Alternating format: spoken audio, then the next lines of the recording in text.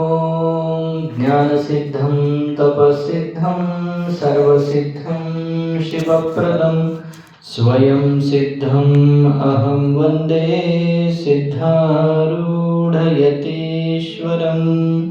वसुदेवसुतं देवं कंसचाणूरमर्दनं देवकी परमानन्दं कृष्णं वन्दे जगद्गुरुम्।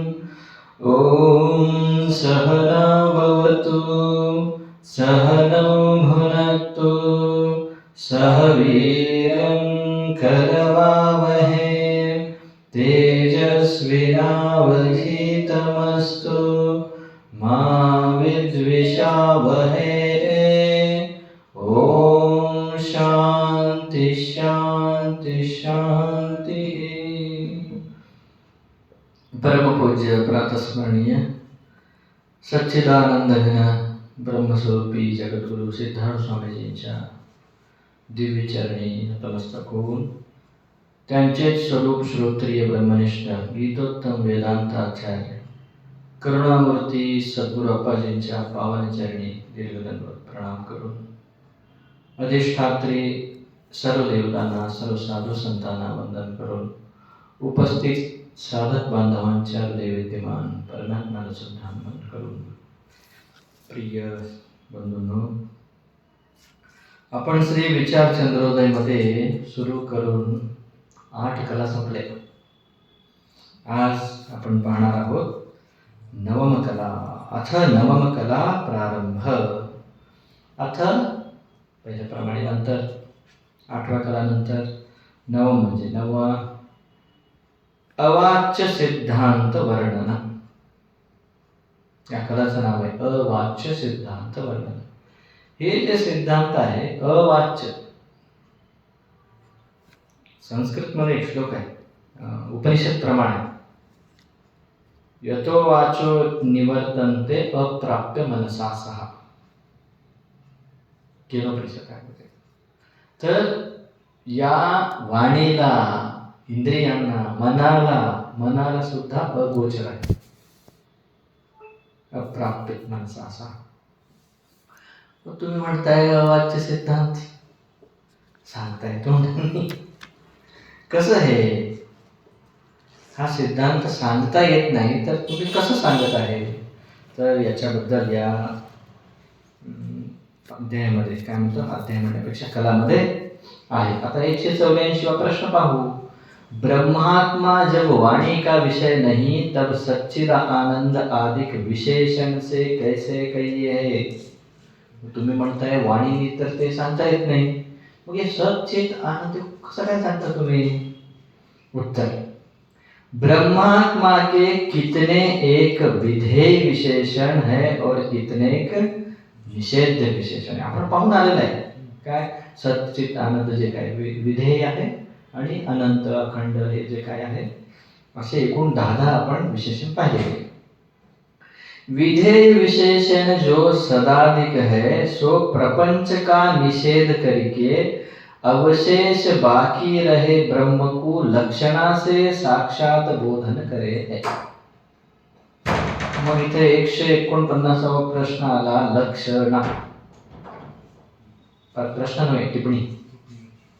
काय म्हणत आहेत? विधेय विशेषण जो सदाधिक है, सच्चित आनंद जे काही आहे, सो प्रपंच को निषेध करके डायरेक्टली, म्हणजे सत म्हणजे असत नव्हे, डायरेक्टली सांगत आहे ते काय की निषेध, जे निषेध आहे ते निषेध करून जे आहे ते सांगणे विधेय.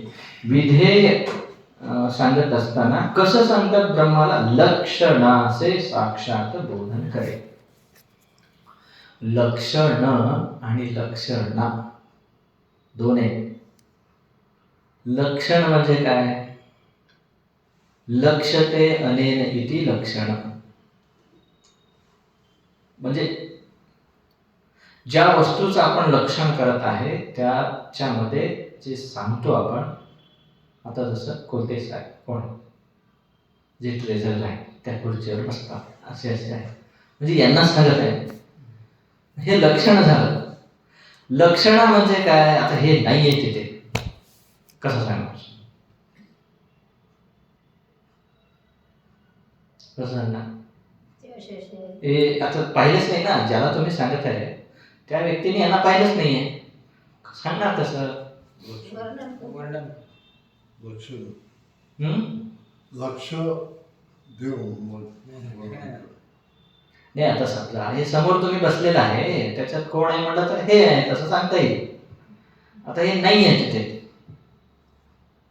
कसं सांगणार? आता कल्याणी इथं नाही आहे, कल्याणी कसा सांगा पाहू म्हटलं कोणाला तरी नवीन माणसाला तुम्हाला कन्वे करायचं आहे, कसं सांगणार?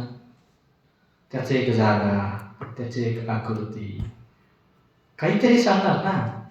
मग इथं ब्रह्माला ना आकृती आहे, स्पॉट आहे, काय कसं सांगणार तुम्ही?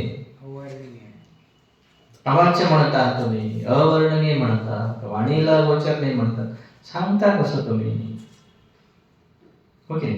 तर याच्यामध्ये 149वा टिप्पणी पाहू आपण. आम्ही कसं सांगतो? लक्षणाने सांगतो असं म्हणत आहेत ते, लक्षणाने.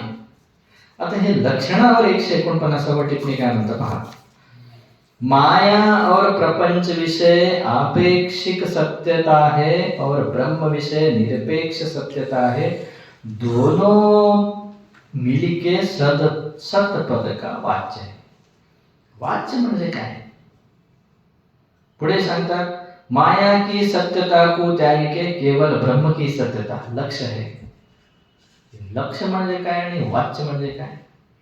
त्यासाठी काय करा, 11व्या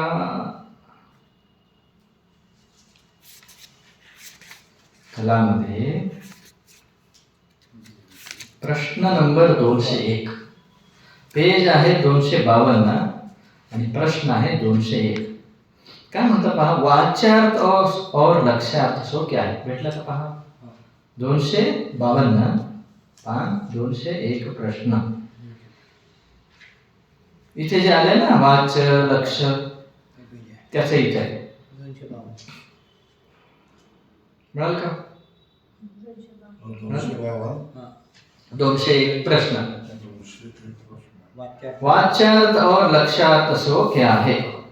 शब्द का अपने अर्थ के साथ ही जो संबंध सो शब्द की वृत्ती कही है. वृत्ती कशाला म्हणायचं हे आलं नव्हतं अगोदर.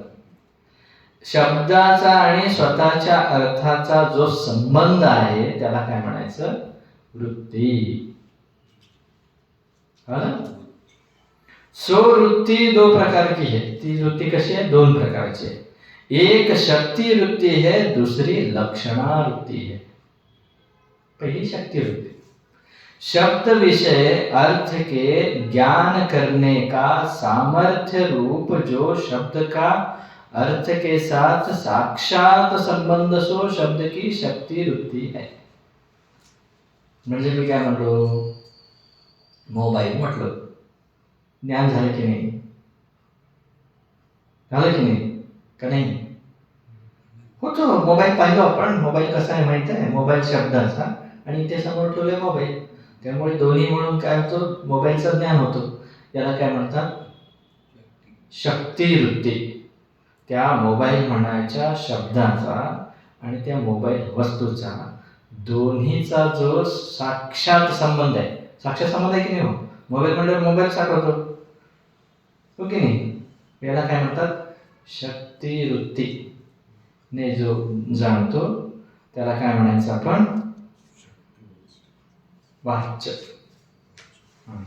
पुढे, शक्ति वृत्ति से जाने हुए अर्थ द्वारा जो शब्द का अर्थ के साथ ही परंपरा रूप संबंध है सो शब्द की लक्षणा वृत्ति है. म्हणजे काय हो? दूध आलं, दूध आलं म्हटलं आपण, याचा अर्थ काय? हा, दूध निर्जीव वस्तू आहे. दूध मध्ये तुमचं दूध आलं म्हणणं हे जे शब्द आहे, या शब्दाचा आणि त्या दुधाचा त्या अर्थाचा साक्षात संबंध बसत नाही. बसतो का? बसत नाही. दूध निर्जीव आहे, त्याला पाणी नाही आहे, ते थोडी चालत येणार आहे. मग काय म्हणायचं? दूध वाला. तसं इथे त्या ज्या शब्दाचा आणि आपण जे प्रयोग करत आहे त्याच्या अर्थाचा परंपरा संबंध आहे. म्हणजे इथे दूध आणि त्या दूध वालाचा संबंध आहे आणि आपण जे शब्द प्रयोग करत आहे तो त्याच्याने शक्य आहे, हो ना. तर हे परंपरा संबंधाने जे आपण ओळखतो त्याला काय म्हणतात, लक्षणावृत्ती. त्यालाच पुढे सांगतात पहा 3 में, शक्ती वृत्ती करी जो अर्थ जानी है सो शब्द का वाच्यार्थ है. म्हणजे या वृत्तीने जो जाणतो आपण त्याला काय म्हणायचं, वाच्यार्थ. शक्ती वृत्तीने ज्याला जाणतो आपण त्याला वाच्यार्थ म्हणा. वाच्यार्थ, शक्यार्थ, मुख्यार्थ, अभिधेयार्थ हे सगळं एकच. हो, पर्याय शब्द आहे. काय काय, वाच्यार्थ, शक्यार्थ, मुख्यार्थ, अभिधेयार्थ. लक्षणावृत्ती करी जो अर्थ जानिए है सो शब्द का लक्षार्थ कहिए. कळलं का हे? कळलं है? लक्षार्थ, वाच्यार्थ नाही कळलं?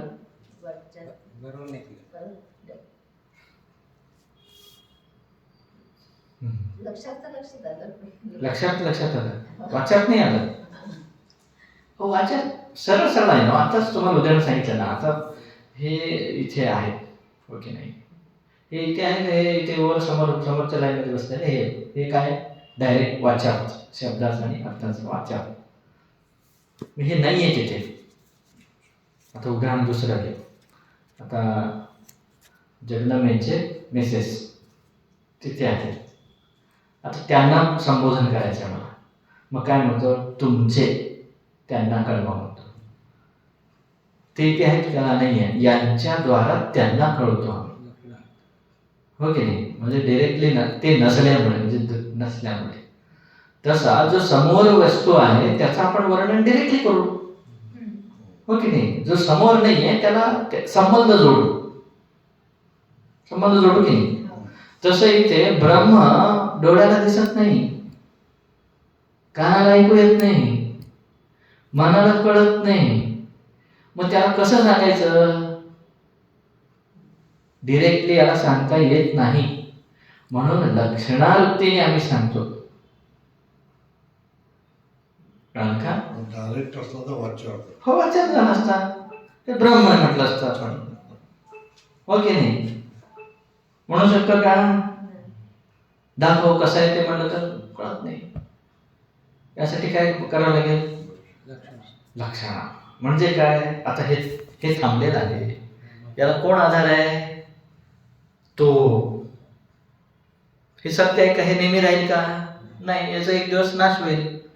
पण हे याला कोण आधार होता, या प्रपंचाला कोण आधार आहे, कशावर टिकलेलं आहे. परत या त्या रज्जू सर्पवर. सर्प कसा दिसतो, रज्जूशिवाय दिसतो का सर्प, रज्जू जसं अधिष्ठान आहे. पण तुम्हाला रज्जू दिसलाय का, नाही दिसला, हो की नाही. पण सर्प दिसला की नाही. मग सर्प सत्य आहे का, नाही आहे. मग सर्प सत्य नाही म्हणजे मग त्या सर्पाला काहीतरी सत्य आधार आहे, हो की नाही. मग इथे आपण बॅटरी लावून त्या रज्जूला पाहू शकतो, पण तसं इथे ब्रह्माला बॅटरी लावता येत नाही. मग काय करतात, जसं त्या सर्प खोटा आहे, त्या खोट्या सर्पाला अधिष्ठान जो रज्जू आहे तो असल्याशिवाय सर्प दिसतच नाही. तसं तो ब्रह्म असल्याशिवाय हे प्रपंच दिसतच नाही. मग या प्रपंच दिसायला जो कारण आहे तो ब्रह्म, असं या दृष्टीने त्याला काय म्हणतात. डायरेक्टली सांगता येतं का, नाही सांगता येत. असं या पद्धतीने. परत पुन्हा या पाठीमागे या, कुठे 216 पेज 149 टिप्पणी. काय म्हणतं पहा, माया और प्रपंच विषय आपेक्षिक सत्यता है और ब्रह्म विषय निरपेक्ष सत्यता है. दोनों मिलके सतपद का वाच्य है. माया आणि प्रपंच हे कसे आहे, माया हे कारण आहे, प्रपंच हे कार्य आहे. हे दोन्ही कसे आहेत? आपेक्षिक सत्य. म्हणजे काय? नाही, म्हणजे स्वप्नापेक्षा हे सत्य आहे. स्वप्न सत्य आहे का? रज्जू मधला सर्प, रज्जू मधल्या सर्पापेक्षा रज्जू सत्य आहे, हो की नाही? पण रज्जू सत्य आहे का कायमचं? ते पण असत्य आहे, ते पण कधी नाश होणार आहे. मग त्याच्या उपाधी जो चेतन आहे तो सत्य आहे, हो की नाही? तसं हे स्वप्न प्रपंचापेक्षा डोळ्याला दिसणारं हे प्रपंच जे आहे ते आपेक्षिक सत्य आहे. त्यापेक्षा हे सत्य आहे. परंतु हे पण कायमचं सत्य नाही. ब्रह्म जो आहे तो निरपेक्ष सत्य आहे. कळलं? आता जेव्हा सत म्हणतो आपण, हे प्रपंच सत आहे म्हटल्यानंतर या प्रपंचामध्ये जे सतपणा आहे ते आपेक्षिक सत्य आहे आणि या प्रपंचाला जो अधिष्ठान ब्रह्म आहे तो निरपेक्षिक सत्य आहे. कळलं का? ते सांगत आहेत ते काय म्हणजे काय? सत पदाला वाच्यार्थ म्हणजे काय म्हणलं होतं आपण? शब्दाचा आणि त्या अर्थाचा जी शक्तिवृत्ती. आता त्यांनी त्याला जोडून सांगितलंय, डायरेक्ट अथवा इनडायरेक्ट, तुम्हाला जसं समजलं तर. शक्तिवृत्तीने जो जाणतो तो वाच्यार्थ, लक्षणावृत्तीने जो जाणतो तो लक्षार्थ, असं सांगितले. तर आता इथं आता सच्चित आनंद म्हणतो की नाही आपण? सच्चित आनंद म्हणतो की नाही? सच्चित आनंद म्हटल्यानंतर आम्ही कसं सांगतो? ब्रह्माला तरी सांगता येत नाही, हो की नाही? हे प्रपंचला जर तुम्ही सत म्हणाला तर त्याच्यामध्ये सुद्धा सतचा वाच्यार्थ बसतो, ब्रह्मामध्ये पण बसतो, परंतु ब्रह्मामध्ये लक्षार्थच बसतो, प्रपंचात बसत नाही. ते सांगत आहे तिथे. वर काय म्हणाले? माया और प्रपंच विषय अपेक्षिक सत्यता है और ब्रह्म विषय निरपेक्ष सत्यता है, दोनों मिलके सतपद का वाच्य है. प्रपंच आणि ब्रह्म दोन्ही मध्ये सत बसतो वाच्यार्थ दृष्टीने, पण हे कसं आहे? अपेक्षिक सत्यता आहे, ते निरपेक्षिक सत्यता आहे. पुढे सांगतात, माया की सत्यता को त्याग के केवल ब्रह्म की सत्यता लक्ष्य है. कळत आहे का? डोक्यावर चालेल, जरा डोक्यावर चालेल.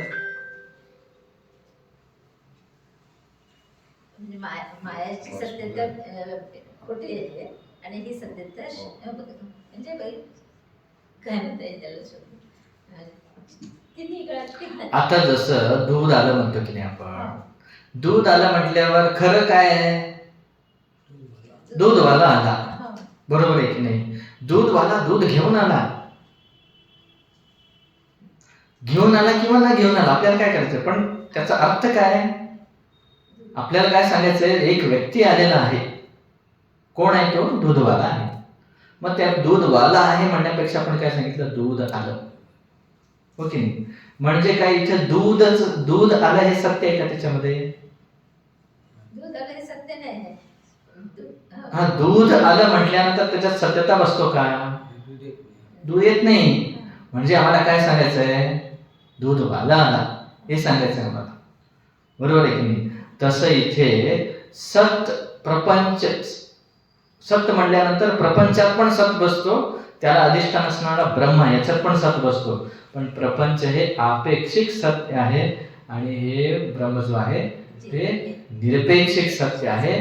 त्यामुळं सत म्हटल्यानंतर, सच्चिदानंद म्हटल्यानंतर सत शब्दामध्ये प्रपंचाचा अधिष्ठान जो आहे त्याला तो लक्ष आहे आपल्याला. आता हे कळेल ना तुम्हाला? तो तू आहे असं म्हटलं की नाही? तत्त्वमसी, तो तू आहे. आता तो म्हणजे कोण? ईश्वर. तू म्हणजे कोण? जीव.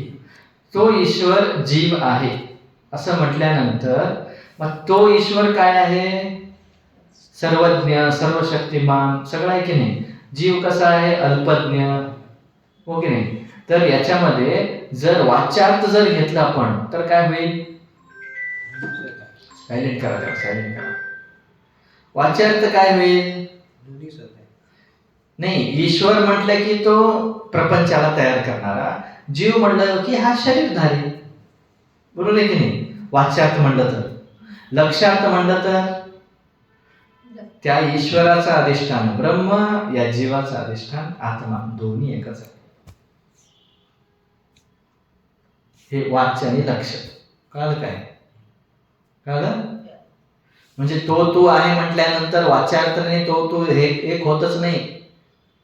वाच्यार्थ जर आपण घेतलं, हो की नाही? आता आमचे जगदांबे साहेब सिंह आहेत म्हटलं मी, सिंह आहेत म्हटलं मी, वाघ आहे आमचा, वाघ आहे बाबा, जगदांबे साहेब म्हणजे आमचे वाघ. मग वाघ म्हटल्यावर आता वाघ म्हटल्यानंतर वाघाचा आणि जगदंबेचा काय संबंध घ्यायला पाहिजे? काय घ्यायला पाहिजे? शूरता. वाघामध्ये जो शूरता आहे आणि जगदंबेमध्ये शूरता आहे तो एक आहे असा अर्थ घ्यायला पाहिजे का? मग ते पंजा मारतो आणि फाडतो असं काय घ्यायला पाहिजे? हो ना. म्हणजे जे गोष्ट त्याच्यात दोन गोष्टीमध्ये जेव्हा एकता सांगत असताना नको ते सोडणे, पाहिजे ते घेणे. तर ईश्वर जीव एकच आहे असं म्हटल्यानंतर ईश्वरची उपाधी माया, जीवाची उपाधी अविद्या. दोन्ही सोडलं आणि ईश्वरामध्ये असणारा ब्रह्मचैतन, आत्मामध्ये असणारा, जीवमध्ये असणारा आत्मा, कुटस्थ चैतन, दोन्ही एकच आहे असं ग्रहण करायचं. ते तू आहे म्हटल्यानंतर म्हणजे इथं वाच्यार्थच नव्हे, लक्षार्थने सांगत आहे आम्ही. तसं इथं आपण ब्रह्म सच्चिदानंद आहे असं सांगत आहे. मग ब्रह्म सच्चिदानंद आहे म्हटल्यानंतर प्रपंच सच्चिदानंद आहे असं नाही. प्रपंचाला जो अधिष्ठान आहे ब्रह्म, तो सच्चिदानंद आहे. ते सांगणार आहेत कसे?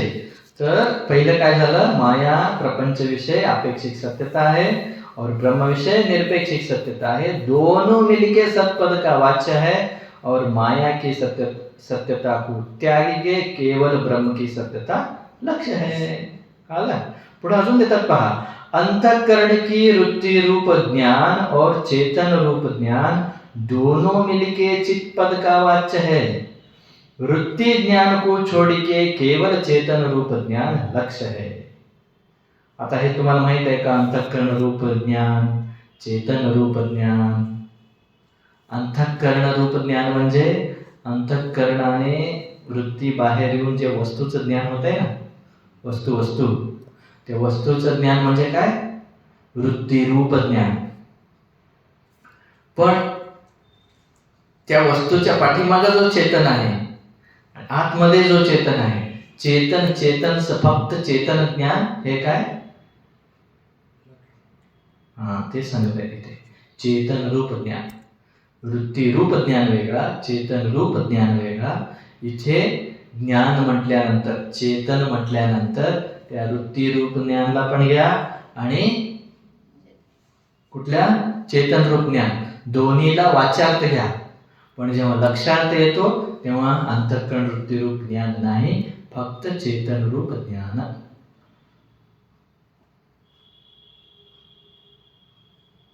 हळूहळू कळतं. सगळे नवीन शब्द आहेत ना तुम्हाला. पुढे विषयानंद, वासनानंद और ब्रह्मानंद तीनों मिलके आनंद पद का वाच्य है और दोनों को छोड़ के केवल ब्रह्मानंद आनंद पद का लक्ष्य है.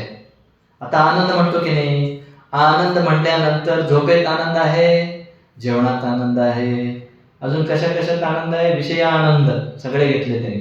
पाहणे, ऐकणे, खाणे, स्पर्श, सगळंच याला विषय आनंद म्हणतात. अजून काय म्हणाले? वासनानंद. वासनानंद म्हणजे विषय नसताना सुद्धा आपण मनामध्ये कल्पना करून जे आनंद घेतो ते वासनानंद आहे. आणि ब्रह्मानंद. ब्रह्मानंद म्हणजे सत्य वस्तूचा आनंद जो आहे तो ब्रह्मानंद आहे. हे तिन्ही मध्ये बसतो कुठला? वाच्यार्थ. आनंद शब्दाचा वाच्य म्हणजे हे तिन्ही. लक्ष म्हणजे फक्त ब्रह्मानंद. कळते की नाही? कळेल ना? अगोदर वाच्यार्थ लक्षार्थ कळाला ना, मग हे क्लिअर होतं. वाच्यार्थ कळाला का तुम्हाला? हो, वाच्यार्थ. ते एक उदाहरण ते पुढे येणार आहे, आता सांगतो तुम्हाला. जगदंबेंचं घर कुठं आहे असं म्हटलं मी. शंकरनगर चौक म्हटलं. शंकरनगर चौकात आहे का तुमचं घर? चौकामध्ये अगदी रस्त्यावर आहे घर? संभवतो का? त्यांचं घर कुठं आहे? शंकरनगर चौक म्हटल्यानंतर चौकात संभवतो का घर?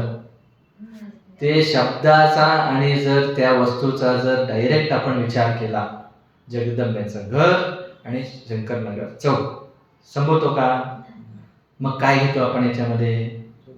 त्या चौका संबंधी असणाऱ्या बाजूला जे नगर आहे त्यात पाहतो की नाही? हो की नाही? तसं इथे सत म्हटल्यानंतर आपण हे प्रपंच दिसतो याच्यात पण सत घेतो, हो की नाही? परंतु हे सत नाहीये, ब्रह्म एक सत्य आहे. चित्त म्हटल्यानंतर आता आपण जाणत आहे की नाही? वस्तूंना जाणतो की नाही? हे पण जाणतो. मी साक्षी आहे हे पण जाणतो की नाही? याच्यात पण जाणणे आहे, त्याच्यात पण जाणणे आहे. पण हे जाणणं खोटं जाणणं आहे, चेतन जाणणं खरं जाणणं आहे. आनंद म्हटलो आपण. आनंद म्हटल्यानंतर वस्तू विषयामध्ये पण आनंद आहे, वासनामध्ये पण आनंद आहे, हो की नाही? आणि ब्रह्मामध्ये पण आनंद आहे.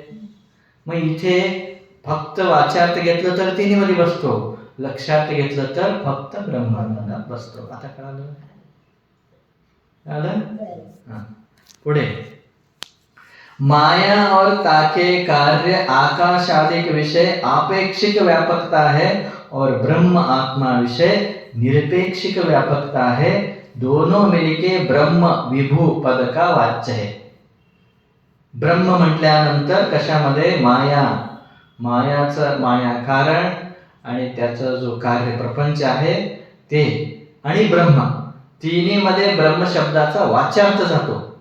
पण लक्षार्थ जर पाहायला गेलं तर विभू शब्दाचा ब्रह्म व्यापक सर्वात मोठं काय हो? आपण काय म्हणतो? तुमच्यापेक्षा मोठे कोण आहे? आई वडील आहेत. आता हे मठामध्ये सर्वात मोठं काय? माझं रूम आहे का मोठं? नाही. ऑफिस रूम मोठं आहे, वरचं मोठं आहे, हो की नाही? असं मोठं मोठं म्हटल्यानंतर पृथ्वी मोठं आहे का पाणी मोठं आहे? पृथ्वीपेक्षा पाणी मोठं आहे, पाणीपेक्षा अग्नी, अग्नीपेक्षा वायू, वायूपेक्षा आकाश, आकाशापेक्षा पृथ्वी. सगळ्यात मोठा ब्रह्म आहे की नाही? तर तसं इथं व्यापक ब्रह्म शब्दाचा अर्थ व्यापक आहे. व्यापक म्हटल्यानंतर माझ्या रूमपेक्षा हा रूम व्यापक झाला, या रूमपेक्षा हे रामनगर व्यापक झाला, रामनगरपेक्षा नागपूर व्यापक झाला, नागपूरपेक्षा महाराष्ट्र व्यापक झाला, महाराष्ट्रापेक्षा भारत व्यापक झाला, भारतापेक्षा पृथ्वी व्यापक झाला, पृथ्वीपेक्षा पाणी व्यापक झाला. असे व्यापक शब्द सगळ्यामध्ये बसतो. परंतु लक्ष आमचं काय आहे व्यापक सांगण्यामध्ये? ब्रह्म सर्वात व्यापक आहे. तसं सत्य सांगण्यामध्ये काय आमचं अपेक्षा आहे? ब्रह्म सर्वात सत्य आहे. जाणणं म्हणजे काय? चित्त म्हणजे आमचं म्हणणं काय आहे?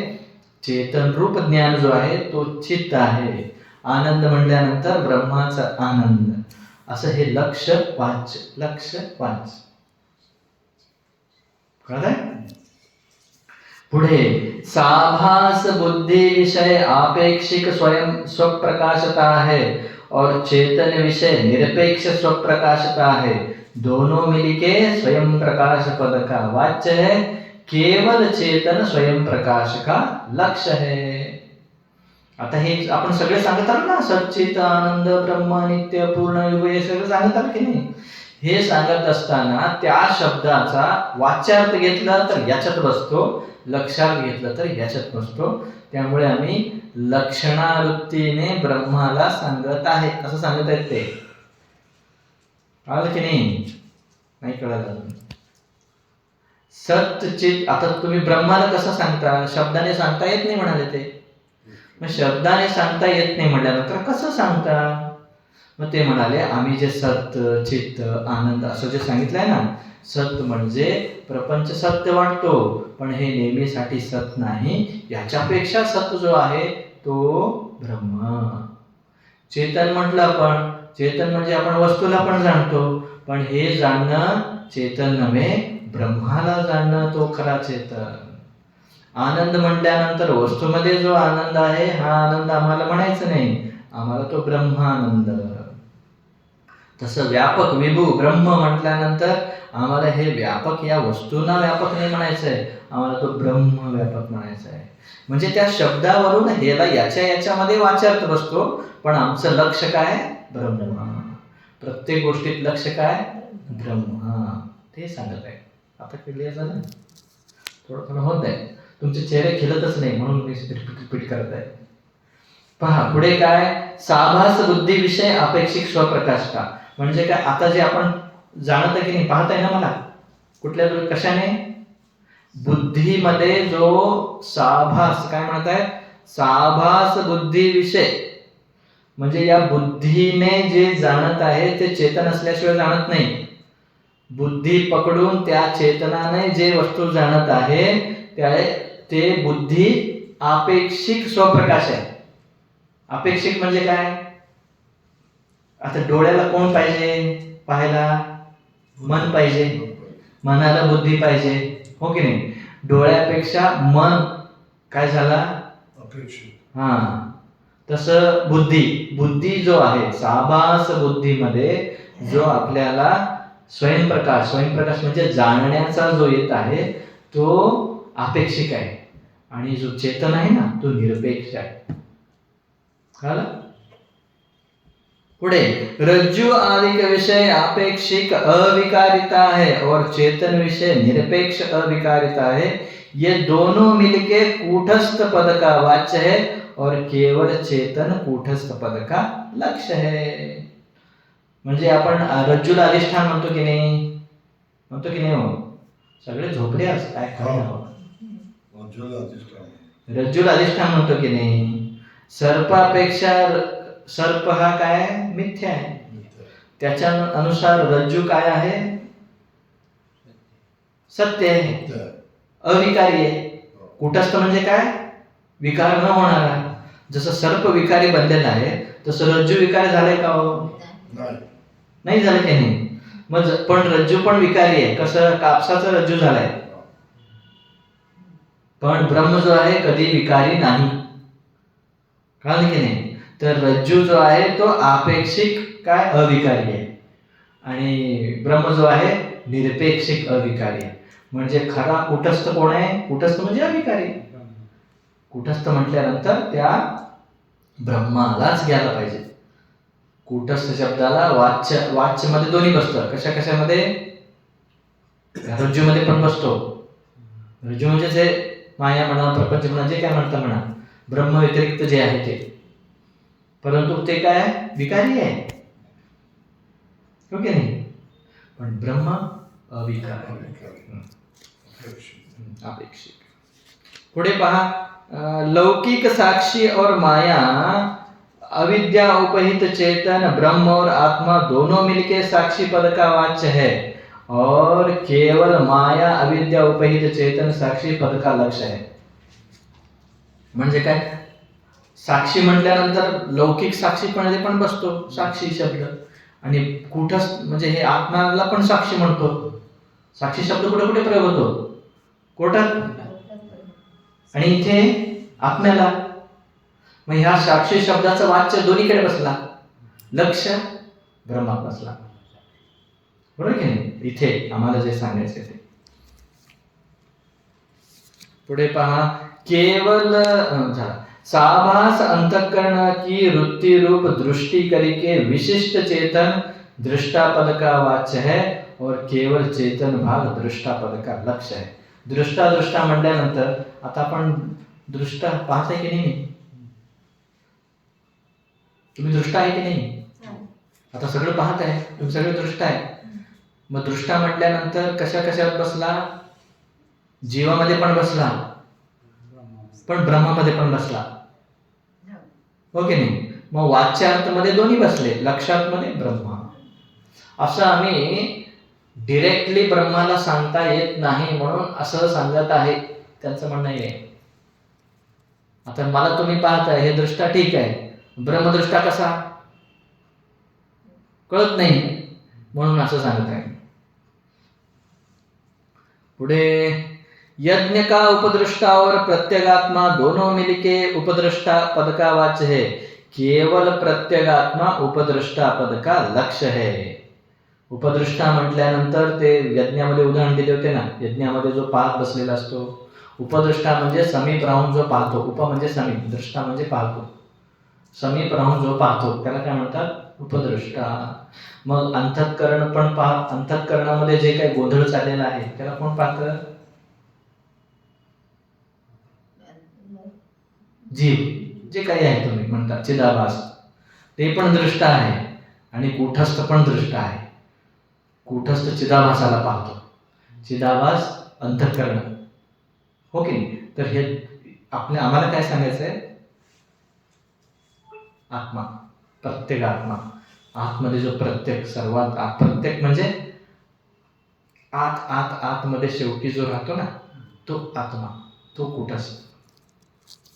पुढे लोकगत एकाकी पुरुष जो सजाती भेद रहित ब्रह्म एक पद का वाच्य है और केवल ब्रह्म एक पद का लक्ष्य है. म्हणजे ते एकटे राहता की नाही हो तुम्ही सुलभाताई, एक म्हणल्यावर तुमच्यात पण बसलं.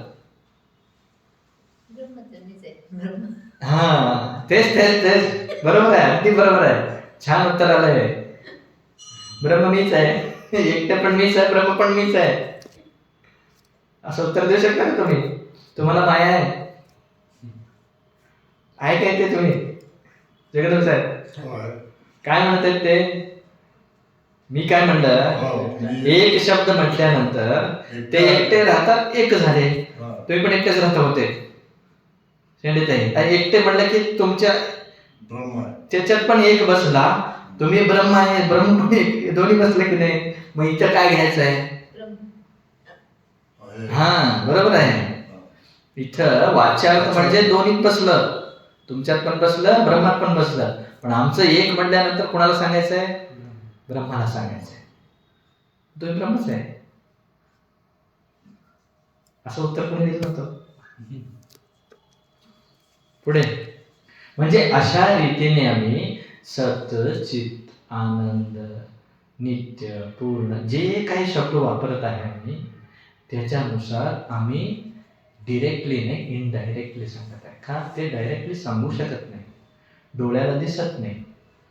सत म्हटल्यानंतर आपल्याला प्रपंच सत म्हणतो, पण प्रपंचापेक्षा एक सत आहे तो ब्रह्म. चित म्हटल्यानंतर आपण हे सगळं जाणतो, पण याच्यापेक्षा एक जाणायचं आहे, हे जाणणं खोटं आहे. ज्याला जो जाणतो, जाणल्यानंतर काही जाणायची गरज नाही, तो चित्त. आनंद म्हटल्यानंतर विषयामध्ये सुद्धा आनंद आहे, हे आनंद नाही, याला मोर ओरिजिन सोर्स जो आहे तो ब्रह्मानंद. व्यापक, ब्रह्म म्हणजे व्यापक, व्यापक म्हटल्यानंतर हे पण व्यापक आहे, पण आम्ही हे व्यापक म्हणत नाही, आम्ही ब्रह्म सर्वात व्यापक आहे असं त्यांनी एक एक एक एक शब्द सांगत सांगत शेवटी एक एक ब्रह्म कसा आहे, एक म्हटलं आपण. एक म्हटल्यानंतर घरामध्ये मुलगा एक असेल तर त्याच्यामध्ये पण एक बसला, पत्नी पण एकच आहे, एक बसला, नवरा पण एक बसला, पण आम्ही त्या एक मध्ये म्हणत नाही, तो ब्रह्म जो एक आहे त्याला एक म्हणत आहे. असं वाच्य आणि लक्ष्य या दृष्टीने त्यांनी काय म्हणाले, आम्ही हे जे अवाच्य सिद्धांत आहे, जे शब्दात पकडता येणार नाही जो सिद्धांत आहे, आम्ही अशा रीतीने तुम्हाला समजत आहे. कळलं. आता तुम्ही कुठेतरी गावाला चालला होता, अंधार होतं, पायी चाललेला आहे आणि सिद्धार्थ स्वामीच्या अध्यात आहे ना, ते तिघे भीम सोम मिळून चाललेले असतात. जात असताना वन्य प्राण्यांचा आवाज ऐकू येतं, घाबरतात. मग त्यावेळेस काय म्हणतात, अरे तुझ्यासोबत येऊन चुकी केली, असं करायला नव्हतं वगैरे म्हणतात. मग आम्हाला गाव दाखव सिद्धार्था म्हटल्यानंतर सिद्धार्थ स्वामी म्हणजे काय करतात, तिथं ते जिथं उजेड प्रकाश येत आहे ना, दिव्याचं प्रकाश येत आहे तिथं गाव आणतात, हो की नाही. मग ते दिवाचं प्रकाश म्हणजे गाव का हो, त्या दिव्याचा प्रकाशाला पाहत जर आपण गेलो तर गाव भेटतो. तसं इथे हे शब्द असं चिंतन करत गेलो तर ब्रह्म भेटतो. आम्ही अशा रीतीने सांगत आहे तुम्हाला.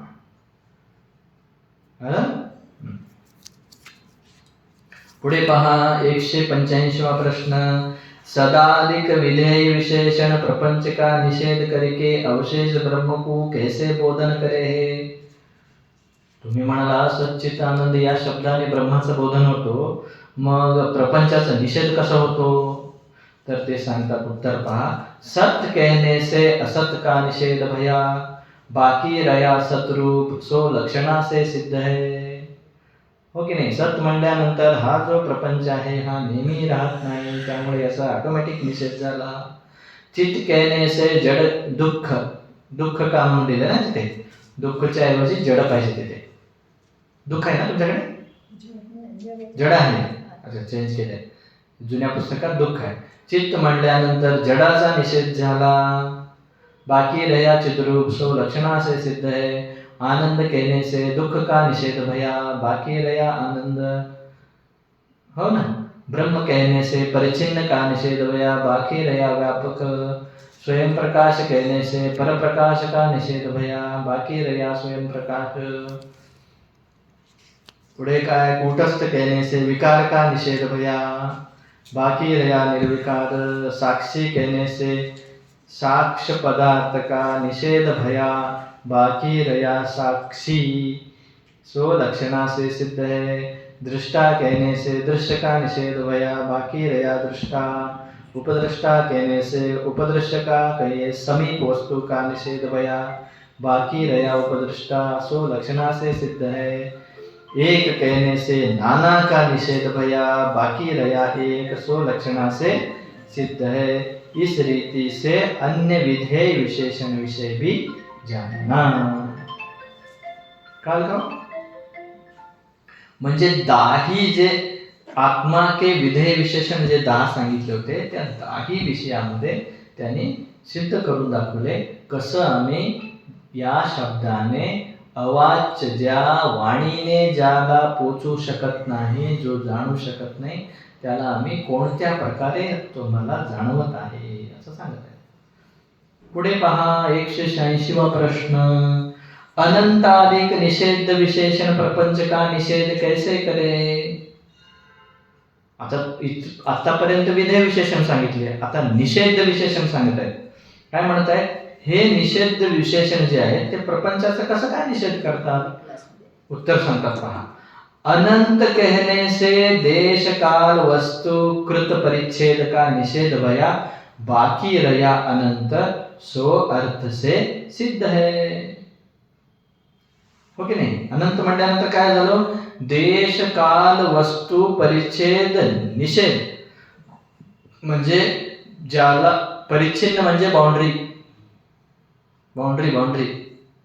देशाने जो बांधता येत नाही, काळाने ज्याला बांधता येत नाही, वस्तूने ज्याला बांधता येत नाही, असा जो वस्तू आहे तो अनंत आहे, तोच ब्रह्म आहे. बाकी सगळे ज्याला बाउंड्री आहे, जो काळात आहे, जो वस्तू आहे तो ब्रह्म नव्हे, तो प्रपंच आहे. ऑटोमॅटिकली असा निषेध झाला. असं प्रत्येकाचं समजा. इथे एकच दिले, अखंड. अजून आहे ना, निर्विकार, निराकार, परत काय अक्षय, अक्षर, जे काय असे दिलेत ना, ते सगळ्यामध्ये असंच पहा. 187वा प्रश्न. इन विशेषण का ऐसे अर्थ करने का क्या प्रयोजन है. आता तुम्ही हे सगळं असं आम्हाला अर्थ करून सांगितलं, याचं प्रयोजन काय आहे? उत्तर. इन विशेषण का ऐसे अर्थ करने का प्रयोजन यह है कि चेतन को मनवाणी का अविषय कहने हारी श्रुति के अर्थ का अविरोध. मी आता म्हणाला यतो वाचो निवर्तन्ते अप्राप्य मनसा सह. हे जे श्रुती प्रमाण आहे, श्रुती काय सांगत आहे? वाणीने, डोळ्याने, याच्याने त्याच्याने ब्रह्माला पाहता येत नाही, जाणता येत नाही. मग कसं? असं ते सांगण्यासाठी आम्ही हे सगळं उपक्रम केलं. तर श्रुती प्रमाण सिद्ध झालं. म्हणजे काय? हे काही आपण विचार चंद्रोदय आहे, विचार सागर आहे, हे सगळे लेखक जे आहेत ते प्रमाणानुसार सांगत आहेत. मनाला येईल ते नाही सांगत आहेत, ते वेदाच्या प्रमाणानुसार ते सांगत आहेत. कळलं का? पुढे पहा. श्रुति के अर्थ का अविरोध होवे है, जाते गुण क्रिया जाति और संबंध आदि के जो शब्द की और मन की प्रवृत्ति के निमित्त रूप धर्म है सो ब्रह्म में नहीं है, किंतु कायो निधर्मक होने ते ब्रह्म निर्विशेष है. याते श्रुति भी ताकू मन वाणी का अविषय कहती है. म्हणजे मन आणि वाणीला हे अविषय आहे ब्रह्म असं श्रुती जे सांगतं ते आम्ही तुम्हाला सिद्ध करून दाखवलं. कळलं? म्हणजे आता इथे शब्द प्रयोग केले पहा. जाते गुण क्रिया जाती संबंध, जिथे जिथे हे चार आहेत ना ते ब्रह्म नव्हे. ज्या गुण आहेत का हो, गुण जिथं आहेत तिथं ते ब्रह्म नव्हे. प्रपंच गुणमयी आहे. संसार त्रिगुणात्मक संसार आहे. काय निर्गुण हे सार, त्रिगुण हे असार, सारासार विचार होतं ना. चेतन महाराज देगलूरकरांच्या एका ह्याच्यामध्ये होते काय, हरिपाठामध्ये आहे काय हो, आठवण आहे का कोणाला? नाही. निर्गुण हे सार, त्रिगुण हे असार, सारासार विचार असं होतं तो विचार. म्हणजे सारासार विचार करायला पाहिजे. हेच चालू आहे. सारासार विचार म्हणजे हेच आता जे चालू आहे ना, हे सारासार विचार केल्यानंतर काय निर्गुणच खरा सार आहे, त्रिगुण जो आहे असार आहे. आता म्हणून इथं गुण क्रिया जो आहे तो पण प्रपंच आहे. म्हणून जे कर्माने जो देव घडतो म्हणतो ना तो चुकीचा आहे. क्रियात्मक नाही देव, ज्ञान स्वरूप आहे. क्रिया कर्म हे केवळ चित्त शुद्ध्यार्थम, हो की नाही. जो क्रिया करतो तो देव नव्हे, ब्रह्म नव्हे, खरा देव नव्हे. तर तेच सांगत आहे. गुण क्रिया जाती आम्ही म्हणतो की नाही, कुठले हो, कोण कुठल्या जातीचा आहे, जनेऊ घालतो, शिवलिंग काय लिंग घालतो, हे सगळं तो नव्हे, हो की नाही. जिथे जाती आहे तिथे पण नाहीये. संबंध म्हणजे काय, कुठलाही संबंध घ्या त्याच्यामध्ये संबंध नाही. संबंध तिथंच येतो जिथं प्रपंच आहे. म्हणून निर्वाणाष्टक मध्ये काय आहे, न गुरु न शिष्य, हो ना, न बंधू न मित्र, चिदानंद रूप शिवोम शिवोम. म्हणजे कुठलाही संबंध नाही. हे जे गुण क्रिया जाती संबंध हे सगळे कशाचे आहेत, प्रपंचाचे आहेत. आणि हे जे आहेत गुण क्रिया जाती संबंध आहेत हे शब्दाला आणि मनाला जाणू शकतो आपण, परंतु ब्रह्म जो आहे त्याच्यात गुण नाही आहे, जाती नाही आहे, क्रिया नाही आहे, संबंध नाही आहे. त्यामुळे तो काय निर्विकार निराकार असल्यामुळे तो मनवाणीला गोचर नाही. हे श्रुती प्रमाण जे सांगितलं यतो वाचो निवर्तन्ते अप्राप्य मनसा असा, ते त्याप्रमाणे हे बरोबर आहे. अप्रमेय प्रमेय म्हणजे विषय. अप्रमेय अचिंत्यम अरूपम अशब्दम अस्पर्शम आहे ना. याला शब्द नाही, स्पर्श नाही, रूप नाही, रस नाही, गंध नाही. म्हणून हे जाणायला अवघड आहे. का? आम्हाला सवय पडलाय. आम्हाला कसं जाणायचं आहे ब्रह्माला, पाहण्या जसं जातो आपल्या एकमेकांना पाहतो तसं आपल्याला देवाला पाहायचं आहे. आपण जसं एकमेकांचं बोलणं ऐकतो तसं देवाचं बोलणं ऐकायचं आहे, हो की नाही. मग त्याने प्रसाद देतो का, रस पाहायचं आहे. त्याला काही वास येतो का, ते वास पाहायचं आहे. त्याचा स्पर्श होतो का, स्पर्श पाहायचा आहे. नाहीये. त्याच्या पलीकडचं आहे. पुढे पहा किंवा जो कछु बोलना है सो द्वैत से होवे. बोलायचं म्हणजे द्वैताला पहा. बोललो की बोलणार आला, ज्याच्याबद्दल बोलतो तो आला. बोललो की द्वैताला. अद्वैत से नहीं याते इन विशेषण का ऐसे अर्थ करने से श्रुति विरुद्ध द्वैत की सिद्धि होवे नहीं और अद्वैत सुख से समझने को शक्य होवे है. इति श्री विचार चंद्रोदय अवाच्य सिद्धांत वर्णन नामिका नवम कला समाप्ता. काल काय कळालं? काय कळालं नाही? काही कळालं, काही वरवरून गेलं. उद्या पाहूया पुढचा जो कला आहे 10वा. लक्षात आहे. हा, सामान्य विशेष चैतन्य आहे ना, त्याच्याबद्दल.